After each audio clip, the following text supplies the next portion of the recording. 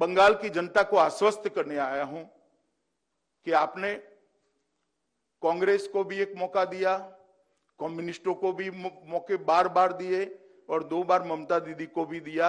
एक मौका मोदी जी के नेतृत्व में भारतीय जनता पार्टी को बना दीजिए, दे दीजिए। हम 5 साल में सोनार बांग्ला बनाने का आपको वादा करते हैं।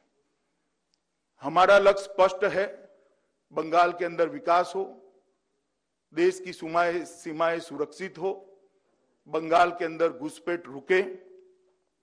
तृणमूल कांग्रेस का एकमात्र लक्ष्य है, दीदी का एकमात्र लक्ष्य है कि अगली टर्म में भतीजे को मुख्यमंत्री बना देना।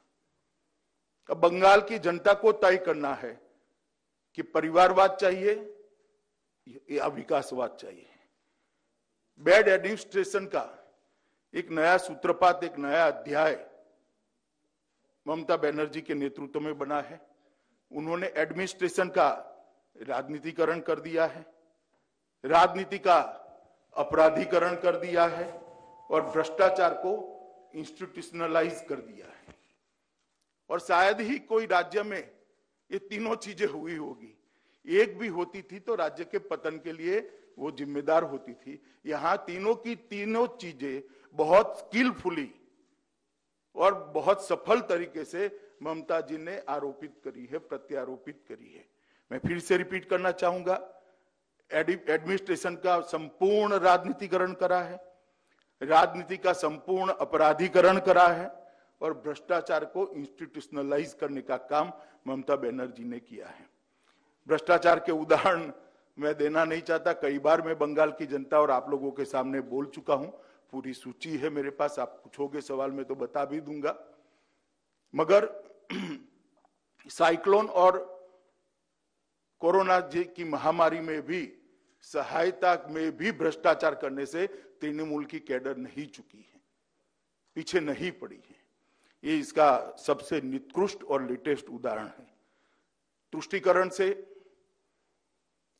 बंगाल की जनता के बहुत बड़े वर्ग के मन में क्या हम सेकंड ग्रेड सिटीजन है, ऐसा असुरक्षा का भाव खड़ा हुआ है। ढेर सारे मामले हैं तुष्टीकरण के, और तुष्टीकरण यहां तक पहुंचा कि एक प्रकार से बंगाल में 3 कानून है, एक अपने भतीजे के लिए, दूसरा अपनी वोट बैंक के लिए और तीसरा आम बंगाली के लिए। शायद ही देश में कोई एक राज्य होगा जहां 3 कानून चलते होंगे। कानून की पुस्तक में तो एक ही कानून है, मगर इंप्लीमेंटेशन के लिए 3 कानून है। भतीजे के लिए अलग है, अपनी वोट बैंक के लिए, वोट बैंक से आप समझ ही रहे हो मैं क्या कह रहा हूं, और बंगाल की जनता के लिए एक अलग कानून है। इस प्रकार का शासन शायद ही हमने देखा है। अभी अभी मैंने देखा ममता दीदी गड्ढे भरने का वादा कर रही है। मेरा उनसे विनम्र सलाह है, मैं आयु में छोटा हूं मगर राजनीति बहुत देखी है मैंने, पूरा देश घुमा हूं, कि दीदी अब गड्ढे भरने से कुछ नहीं होगा, जनता के भरोसे में बड़ा गड्ढा भर गया है, वो 6 माह में कभी भरा नहीं जा सकता। तो अब आप निरर्थक प्रयास रहने दीजिए। महिला सुरक्षा एक महत्वपूर्ण मुद्दा होगा। मैं अभी आया तो उन्होंने कोई और राज्यों के बलात्कार के उदाहरण देकर सोशल मीडिया में कुछ सवाल खड़े किए।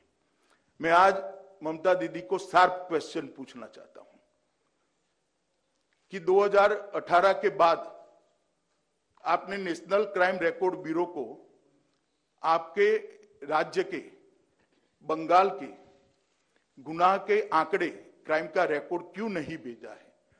क्या छिपाना है आपको और क्यों छिपाना है? देश की जनता, दुनिया और बंगाल की जनता जानना चाहती है कि बंगाल के लॉ एंड ऑर्डर की सिचुएशन क्या है। क्यों आप नेशनल क्राइम रिकॉर्ड ब्यूरो को सब राज्य अपने आंकड़े भेजते हैं? भेजना नहीं चाहती हूं। मेरे पास 2018 के आंकड़े हैं। तृणमूल कांग्रेस के कार्यकर्ता, क्योंकि मैं देश का गृह मंत्री हूं, मुझे पूछते हैं कि भाजपा शासित राज्य में क्या है।